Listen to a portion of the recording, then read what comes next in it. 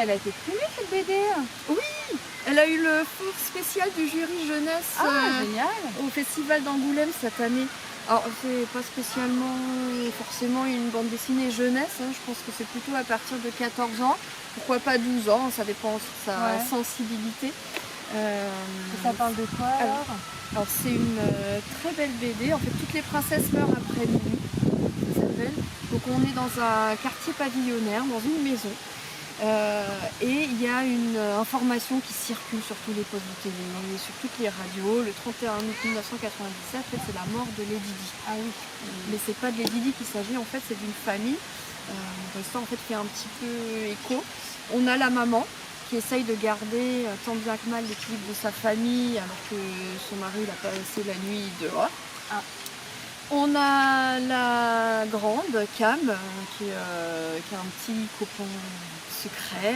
Et alors elle se fait brûler au soleil pour le séduire. Fait des bêtises parfois pour plaire. J'ai la même chose. Voilà. Et puis le petit frère, Lulu, qui est peut-être le personnage le plus développé. Alors c'est une bande dessinée un peu autobiographique puisque Quentin Dupion parle un peu de son enfance dans cette bande dessinée. Alors Lulu, il fait comme Quentin quand il était petit, il se travestit, en fait il se déguise en sirène en espérant que son copain Yo-Yo l'embrasse pour le sauver. Voilà. C'est une bande dessinée, alors il y a une certaine tension parce que tout se passe dans cette maison en 24 heures, tout est condensé, les personnages ils ont un peu leurs secrets, il y a ces informations qui circulent et en même temps c'est absolument lumineux. Déjà les dessins aux couleurs pastel sont vraiment très doux, très tendres et l'histoire également, en fait on a des personnages qui vont tous vivre des désillusions.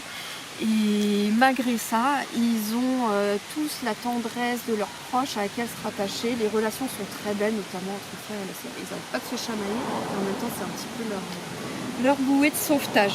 Voilà, c'est une belle manière aussi de dire que dans la vie, on a tous des drames, mais ça ne dure pas, il y a toujours quelque chose à se raccrocher.